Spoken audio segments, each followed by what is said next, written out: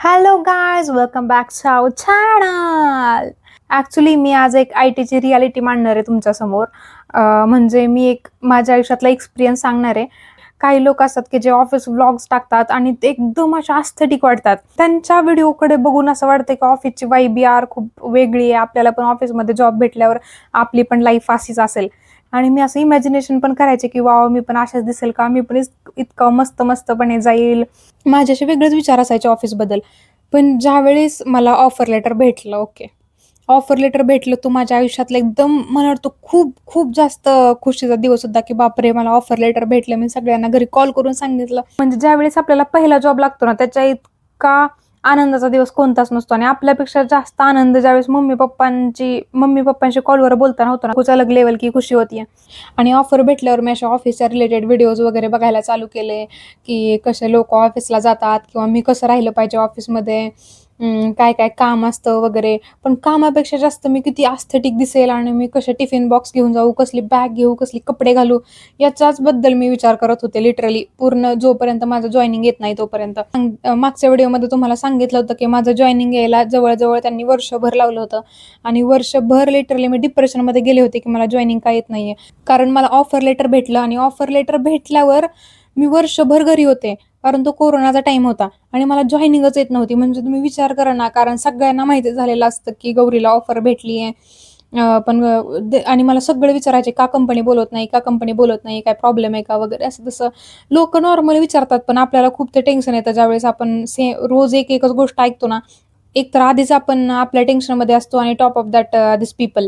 आणि नंतर मग मला 1 वर्षानंतर जॉइनिंग डेट आली आणि 1 वर्षानंतर मला असं वाटलं की ठीक आहे, ॲटलीस्ट माझी जॉइनिंग पुण्यामध्ये असेल.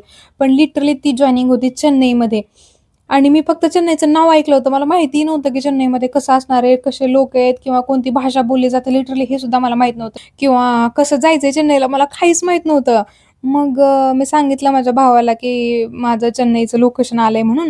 नंतर भाऊ बोलला की त्याचा एक मित्र आहे चेन्नईमध्ये, तो हेल्प करेल मला. आणि भाऊ म्हटला की तुझं फ्लाईटचं तिकीट बुक करतो, फ्लाईटने जाऊया असं. म्हणजे मला माहिती पण नव्हतं की फ्लाईटने जातात कसं, कसा प्रवास करतात, तिकीट काढायची प्रोसिजर म्हणजे काहीच माहीत नव्हतं. पण तो भावाने तिकीट वगैरे काढून दिलं. बट तरी पण तो आतमध्ये तर येऊ शकत नव्हता ना बोर्डिंग वगैरे करायला. तेही मी बघत होते YouTubeला की कसं फ्लाईटचं तिकीट बुक केल्यावर पुढची काय प्रोसिजर असते, एरोप्लेनमध्ये कसं बसायचं, काय करायचं, मी सगळे म्हणजे मी खूप पागल झाले होते ते व्हिडिओज बघून बघून. पण तरी पण मी खूप नर्वस होते. कारण एकतर जाताना असं काही नाही की मी गेले म्हणजे तिथेच थांबणार आहे. मला तिथे एक एक्झाम होती. जर मी एक्झाम पास झाली तरच मी कंपनीमध्ये राहणार होती, नाहीतर ते लोक मला टाटा बाय बाय करणार होते आणि मला पुन्हा घरी यायचं होतं. म्हटलं ठीक आहे, ॲटलीस्ट जाताना तर जाते एरोप्लेनने, येताना जर पास झाले तर मी फ्लाईटने येईल, जर नापास झाले तर मला ट्रेनचं नाही तर बसचं तिकीट बुक करा, असं मी सांगितलं. गेले चेन्नईला, फ्लाईटने गेले. तो माझा पहिला फ्लाईटचा एक्सपिरियन्स होता. आणि भैय्या मला सोडवायला आला एअरपोर्टपर्यंत. एअरपोर्टवरून मी आतमध्ये गेले. मला माहिती पण नव्हतं काय काय. मी सगळ्यांना विचारायचे की याच्यापुढे काय प्रोसिजर आहे, त्याच्यापुढे काय प्रोसिजर आहे. मला माहितीच नव्हतं कारण कसं फ्लाईटमध्ये बसतात. कसं तरी मी चेन्नईपर्यंत पोहोचले. आणि चेन्नईच्या एअरपोर्टवरती उतरल्यावर भैय्याचा फ्रेंड मला घ्यायला आला. आणि असं होतं की मला पहिल्यांदा तांबरम म्हणून एक सिटी आहे, तांबरम म्हणून एक ठिकाण आहे चेन्नईमधलं, त्या लोकेशनला पहिल्यांदा जायचं होतं. आणि त्या लोकेशनवरती मला 2 दिवस ट्रेनिंग करायचं होतं. आणि त्याच्यानंतर मला सिरुसेरी म्हणून एक ठिकाण होतं, तिथे माझी ट्रेनिंग कंटिन्यू करायची होती. मग मी तांबरमला गेले. तांबरमला गेल्यावर भैय्याच्या मित्राने मला कॅम्पस वगैरे सगळा दाखवला. आणि आम्ही खूप सारे हॉस्टेल शोधले, पण सगळे हॉस्टेल फुल झाले होते. जवळपास एका पीजीमध्ये फक्त मला एक वॅकन्सी भेटली, ती पण लिटरली रूम होती 6 सीटर. Just imagine. आणि एवढी मोठी पण रूम नाही. ही जी माझी आत्ताची रूम आहे ना, नॉर्मल एवढी छोटीशी रूम, आणि त्यामध्ये लिटरली 6 बेड होते, एकावर एक असे 6 बेड होते. दुसरं आमच्याकडे काही ऑप्शनच नव्हता तिथे राहण्या व्यतिरिक्त. आणि मला सगळ्यात वरचा बेड आला होता. लिटरली जो हा पंखा आहे ना, हा पंखा, तो मी जर असं व्यवस्थित मांडी घालून बसले ना बेडवरती, तर तो पंखा माझ्या डोक्याला लागायचा. तरच म्हणजे एवढी विचित्र अवस्था होती त्या रूमची. आणि इतकी खराब रूम, इतकी खराब रूम, बापरे! म्हणजे मला वाटलं की मी कुठं येऊन पडली असं झालं. मला इतकं खराब माझा एक्सपिरियन्स होता तो पहिला दिवस तांबरम. एकतर तिथे राहायची इच्छाच नव्हती, बट 1 दिवसासाठी मला आता कसं तरी ॲडजस्ट करावं लागणार होतं. ज्यावेळेस मी रात्री खाली जेवण करायला गेले, एकतर मी प्लेट वगैरे पण नव्हती घेतली. मग मी भैय्याच्या मित्राबरोबर गेले. सगळं थोडंसं सामान वगैरे जे महत्त्वाच्या गोष्टी आहेत, प्लेट, बॉटल वगैरे त्या गोष्टी घेतल्या. आणि मग मी रात्री जेवायला खाली आले, तर तिथे राईस होता. तर लिटरली मी राईस घेतला आणि 1-2 घास खाऊन झाल्यावर तुम्हाला माहिती आहे का, लिटरली केसाचा जो पुंजका असतो ना, म्हणजे एक केस नाही 7-8 केस एकत्र, अशा केसाचा पुंजका लिटरली माझ्या भातामध्ये निघाला होता. म्हणजे विचार करा ना, की माझा पहिलाच दिवस आहे चेन्नईमध्ये आणि पहिल्याच दिवशी माझ्यासोबत अशा विचित्र-विचित्र गोष्टी होतायत. म्हणजे इतकं मला इरिटेशन झालतं आणि नेमका त्यावेळेस मी तो पुंजका असा भातातून बाहेर काढला आणि इतकं मला इरिटेशन झालतं त्या पुंजक्याला बघून. काही कसं खायचं आणि काय करायचं? मी तो भात डस्टबिनमध्ये टाकला आणि मला एवढी जास्त भूक लागली होती आणि मला आजूबाजूला काय माहिती पण नव्हतं, की कुठे काय आहे खायचे वगैरे, कुठे स्टॉल्स आहेत, काहीच माहीत नव्हतं आणि एकतर रात्र पण झाली होती आणि नवीन परिसर. So I didn't even go outside. And at that time only my dad called. Already I was in tension and he called. I picked up the call and he asked how is it going? Is everything okay? I said yeah, भैयाचा मित्र आत्ताच गेलेला आहे आणि त्यांनी मला room वगैरे सगळी शोधून दिली. आता सगळ्या गोष्टी भेटल्यात. मग पप्पा बोलले जेवण वगैरे झालंय का? म्हटलं हो झालंय जेवण हे ते. होते आणि पप्पा विचारायचे की तुला करमतंय का करमतंय का? आणि लिटरली मी पप्पाला म्हटले हो पप्पा करमतंय मला. असं मग पप्पांना वाटलं की यार पोरी अशी का बोलते नाही का? आणि मग पप्पांना पण खूप हे झालं की यार तिला करमत नाही का वगैरे. एवढ्या लांब पहिल्यांदाच ती गेली आहे. पहिला दिवस तर मी कसा तरी काढला आणि दुसऱ्या दिवशी आमचं ट्रेनिंग होतं. ट्रेनिंग वगैरे झालं की रात्रीच मी भैयाच्या मित्राला कॉल केला की माझं ट्रेनिंग संपलेलं आहे वगैरे, मला दुसऱ्या ठिकाणी जायचं आहे, मला इथं दमच निघत नाही वगैरे, मी असं त्यांना सांगितलं. आणि लिटरली खरंच तो एवढा चांगला होता आणि त्यांनी मला रात्री आम्ही 11-11:30 वाजता आम्ही गेलो तिथून आणि 11-11:30 वाजता त्यांनी मला दुसरा पीजी शोधून दिला आणि तिथेच मला एक मराठी फ्रेंड पण भेटली. सो आम्ही दोघींनी एक सोबत पीजी केला. तिथे पीजी केल्यावरती माझ्या रूममधले 2 जणी होत्या, त्या प्रॉपर तमिळनाडूच्या होत्या आणि एक होती ती मराठी होती. तो पीजी असा बाहेरून व्यवस्थित दिसायचा, त्यांचे ट्रान्सपोर्टेशन पण होतं. पण रूम एवढी खराब होती लिटरली, रूम अजिबात चांगली नव्हती आणि एकदम छोटीशी रूम आणि त्यामध्ये खूप कंजेस्टेड व्हायचं आणि गरम तर बापरे काय सांगू, कारण जवळपासच बीचेस वगैरे होते. सो चेन्नईमधली उष्णता मला अजिबात सूट नाही झाली आणि मला एवढं गरम व्हायचं लिटरली. आम्ही 2 ते 3 वेळा थंड पाण्याने अंघोळ्या करायचो तरीही आम्हाला दम नसायचा निघत. सो आम्ही बऱ्यापैकी ऑफिसलाच जायचो, कारण ॲटलीस्ट ऑफिसला एसी तरी भेटतो ना. पण नंतर काय झालं की मी माझ्या मराठी फ्रेंडला बोलले की आपण रूम चेंज करूया, कारण इथे काय मला आता दम निघत नाहीये. सो त्या वॉर्डनशी बोलून आम्ही दुसरी रूम घेतली, जी अशी वरती टेरेसवरती होती. सो तिथे जरा थोडंसं व्यवस्थित होतं आणि रूम पण चांगली होती. तिथे नंतर पुन्हा अजून 2 तमिळनाडूच्या पोरी आल्या होत्या, पण आम्ही चौघी पण एकमेकांसोबत असे व्यवस्थित होतो. एवढा काही प्रॉब्लेम आम्हाला झाला नाही.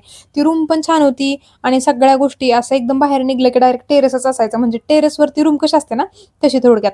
आणि तिथलं मला खाणं पण एवढं काही सूट झालं नाही, कारण रोज इडली सांबर, भात वगैरे आणि चपाती आठवड्यातून एकदा असायची आणि ती चपाती पण आपल्या घरच्यासारखी नसायची. एकदा रोटी असतात ना एकदम छोट्या-छोट्या रोटी, तशी चपाती असायची. ते भाजत पण नसायचे व्यवस्थित आणि मला कसलीच आवडत नसायची चपाती. पण तरी पण चपाती आहे म्हणून मी असं काहीतरी खायचे. चपातीसोबत जी भाजी द्यायची ना त्याची पण टेस्ट जरा थोडी वेगळी असायची, तर ते पण मला आवडत नसायचं. आणि भात पण ते रोज भात, इडली, भात, इडली, भात, इडली, डोसा अशाच गोष्टी भेटायच्या. त्याच्यामुळे माझं लिटरली वजन खूप जास्त कमी झालं होतं आणि मी दिसायला पण एकदम म्हाताऱ्या बायकांसारखे दिसायचे. म्हणजे सगळे असे गाल वगैरे आत गेले होते. माझे केस पण एवढे गळत होते आणि उष्णतेमुळे माझ्या चेहऱ्यावरती पिंपल पण खूप यायचे. मी बारकी पण झालते. मी वेगळीच दिसायची लिटरली चेन्नईमध्ये गेल्यावर, मला माहित नाही का. आणि मला एवढी घरची आठवण यायची, कारण मी पहिल्यांदाच बाहेर आलेले. ते जेवण पण सूट होत नसायचं, हीट सूट होत नसायची आणि लोकांची भाषा वेगळी, सगळं वेगळं. त्याच्यामुळे मला खूप नको झालं होतं. आणि नंतर पण ज्यावेळेस मी ऑफिसला वगैरे कंटिन्यू जायला लागले, मला थोडीशी मराठी लोकं भेटली तिथे. मग सगळे माझ्या आसपासच्या गावचे होते आणि आणि एक माझा फ्रेंड तर तो इंदापूरचाच होता. त्याच्यामुळे आमचं एकदम असा मस्त गँग बनली होती. मग आम्ही बाहेर जायला चालू केलं आणि मग मला ऑफिसमध्ये खूप मज्जा यायला लागली. आम्ही सगळे असे सोबत खायला जेवायला जायचो. बाहेर काय खायचं म्हटलं की आम्ही सोबत खायला जायचो आणि मग आम्ही खूप मज्जा केली ट्रेनिंगमध्ये. ते झाल्यावरती नंतर आमची लास्ट एंडमध्ये SME एक होती, म्हणजे एक एक्झाम होती. ती एक्झाम आपल्याला क्लिअर करायची होती आणि मगच तुम्ही चेन्नईमधून बाहेर जाऊ शकता. बाहेर म्हणजे तुम्ही एक्झाम क्लिअर केली तर नेक्स्ट स्टेपसाठी, जर एक्झाम क्लिअर नाही केली तर टाटा बाय बाय असं होतं. मग पहिल्यांदा माझ्या सगळ्या फ्रेंड्सची SME झाली. मग नंतर सगळ्यांचं झाल्यावरती माझी SME होती आणि ते झाल्यावरती नंतर मला कळालं की ठीक आहे मी क्लिअर केली आहे म्हणून असं. ते क्लिअर झाल्यावरती अगोदरच ज्यांनी क्लिअर केलं होतं ना ते सगळे पुण्याला निघून गेले होते आणि मी एकटी चेन्नईमध्ये होते. नाही, माझ्यासोबत आय थिंक अजून 2-3 लोकं होते आम्ही चेन्नईमध्ये. बाकी सगळे ज्यांनी क्लिअर केली होती they already went to home town. आणि मी क्लिअर केल्यानंतर 5 डिसेंबर ही डेट होती, ज्या दिवशी आम्हाला फुल टाईम ऑफर भेटणार होती ऑफिसची. 3 डिसेंबरला तिथे फ्लड आला चेन्नईमध्ये आणि चेन्नईमध्ये डिसेंबरमध्ये प्रत्येक वर्षी फ्लड येतो. फ्लड म्हणजे लिटरली असा पाऊस मी आयुष्यात कधीच बघितलेला नाहीये. एवढे लिटरली असे जे मोठे-मोठे झाडं होते ना, पूर्ण सगळे खाली पडायचे आणि विजा असं वाटायचं, की पूर्ण पडतीये का काय विजा आता आमच्या डोक्यावरती. एवढे ते थंडरिंग, लाईटनिंग खूप जास्त आणि मला लिटरली खाली जेवण करायला सुद्धा जाता येत नव्हतं. लिटरली छत्री जर आम्ही हातात घेऊन बाहेर गेलो ना, छत्री उडून जायची. लिटरली आम्हाला स्वतःचा तूल सुद्धा सांभाळायला येत नव्हतं, एवढं वारं असायचं. मी फक्त चिवडा लाडू जे मम्मीने घरून दिलं होतं ना, ते खायचे. मी 2 दिवस कंटिन्यू तिन्ही टाईमला चिवडा लाडू, चिवडा लाडू, चिवडा लाडू आणि आमच्या रूममध्ये थोडं पीनट बटर वगैरे ते राहिलेलं असायचं. ते मी 2-3 दिवस खाल्ले आणि माझ्या सगळ्या रूममेट्स घरी गेले होते आणि मी एकटीच. आणि माझी रूम असायची टेरेसवरती. सो टेरेसवरती कारण पाणी वगैरे साठतं ना आणि मी बेडवरच बसायचे. खाली उतरलं की पाय डायरेक्ट पाण्यात. एवढं पाणी साठलेलं रूममध्ये आणि असं झालं की जो दरवाजा असायचा ना, तो दरवाजा सुद्धा कुजायला लागला होता. सगळं पाणी त्यामध्ये शिरून दरवाजाची अशी जी विड्थ होती ना, ती अशी झाली होती, फुगला होता दरवाजा. आणि जर वारं वगैरे सुटलं ना, दरवाजा खडखड, खडखड, खडखड वाजायचा. म्हणजे विचार करा ना, मी किती घाबरले असेल. तिथं कुणीच नाहीये. नवीन सगळे नवीन लोकं, तिथं रेंज पण नाहीये आणि जर बाहेर वगैरे मी बघितलं ना खिडकीतून, की बाकीच्यांची काय अवस्था आहे किंवा काय-काय लोकं नेट चालत नसायचे, फोन लागत नसायचे आणि कधी-कधी नेट वगैरे चालायला लागलं ना, तर लोकं व्हिडिओज वगैरे पाठवायचे ना, की निअर बाय काय कंडिशन आहे वगैरे असं. लिटरली पूर्ण दुकानं अर्धे-अर्धे दुकानं पाण्यात असायचे. एवढं डेंजर अवस्था होती. आणि काही बस बंद होत्या. सगळं ट्रान्सपोर्टेशन सगळं बंद होतं. कारण कुणाला इकडे-तिकडे जाताच येत नसायचं. पूर्ण बंद झालं आणि 5 डिसेंबरला माझी फुल टाईम जॉइनिंग होती आणि त्यांचं असं होतं, की 5 डिसेंबरला केली तरच तुमची लवकरात लवकर जॉइनिंग हे होईल. Otherwise it will take some time. आणि मला माहीत होतं, की ज्यावेळेस ट्रेनिंगची मला जॉइनिंग डेट येत होते ना, लिटरली त्यांनी मला 1 वर्ष लावलं होतं. त्याच्यामुळे मला काही गोष्टी आता पोस्टपोन नव्हत्या करायच्या. मला सगळं ऑन टाईम करायचं होतं आणि फक्त एक छोटासा कॉल होता फुल टाईम बनण्यासाठी. फक्त एक छोटासा कॉल, की आपलं पॅन कार्ड दाखवायचं होतं मला वाटतं आणि त्या कॉलनंतर आपण फुल टाईम होणार होतो. पण तो कॉल अटेंड करायचा तर लांबच गोष्ट. मला कुणाला WhatsAppला मेसेज सुद्धा करायला येत नव्हता. एवढं नेट खराब चालत होतं. मग माझ्या एका फ्रेंडचा कॉल आला आणि त्याने सांगितलं, की "तू का मीटिंग वगैरे जॉइन केलेली नाहीये?" म्हटलं, "माझं नेटच चालत नाही. मी कशी मीटिंग जॉइन करू?" तर ते बोलले, की "एका फ्रेंडच्या रूमवरती थोडंसं नेट चालतंय ॲटलीस्ट काहीतरी. तिथून तू कॉल जॉइन करू शकते." ते टेम्पो वगैरे असतं ना, त्या टेम्पोच्या वरती बसून मी गेले होते त्या मैत्रिणीच्या रूमपर्यंत. कारण सगळं ट्रान्सपोर्टेशन बंद होतं. ऑटो नव्हत्या, बसेस नव्हत्या, गाड्या नव्हत्या, काहीच नव्हतं आणि त्याला मी ट्रकवाल्याला हात करून मी म्हटलं, की "थांबा मला तिथपर्यंत सोडा" वगैरे असं. ट्रक पण असं एकदम हळू, हळू, हळू पुढे जायचा. एवढं एवढं जास्त पाणी साठलं होतं. पण त्यांनी मला सोडलं तिथपर्यंत आणि त्या दादांनी मला हात दिला होता लिटरली खाली यायला. मग मी खाली उतरले. म्हणजे मला खाली पण उतरायला येत नव्हतं. एवढं सगळं खाली पाणी आणि वरती मी एकदम टपावर जाऊन बसले होते. आणि तिथे गेले. मग मी तो कॉल अटेंड केला आणि मग मला हे भेटलं. मला फुल टाईमची ऑफर भेटली. म्हणजे फुल टाईमचं ऑफर भेटण्यासाठी एवढं मला स्ट्रगल करावं लागलं होतं आणि फुल टाईमची ऑफर भेटल्यानंतर मग 4-5 दिवसांनी ते बोलले, की "you can go to your home towns." So नंतर मग आम्ही सगळे आमच्या घरी वगैरे गेलो आणि मग घरी गेल्यावर तर काय माझं एकदम मजेत दिवस चालू झाले. एकदम घरचं खाणं वगैरे, प्रोजेक्टसाठीचे कॉल बाकी होते आणि एकदा मला फर्स्ट प्रोजेक्टचा कॉल आला आणि त्यांनी मला चेन्नईलाच यायला लावलं नंतर, की तुमची ऑनबोर्डिंग चेन्नईमध्येच होणार आहे आणि तुम्हाला चेन्नईमध्ये जॉब कंटिन्यू करायचा आहे. बापरे! मला एवढा वैताग आला होता. पण मी चेन्नईला गेले की नाही गेले, मी कुठे गेले, मी त्यांना काय सांगितलं, ते ती स्टोरी जर तुम्हाला बघायची असेल ना, ती पण खूप इंटरेस्टिंग स्टोरी आहे. तुम्हाला नंतरच्या व्हिडिओमध्ये ती बघायला भेटेल. ओके. तब तक स्टे ट्यून. Bye bye.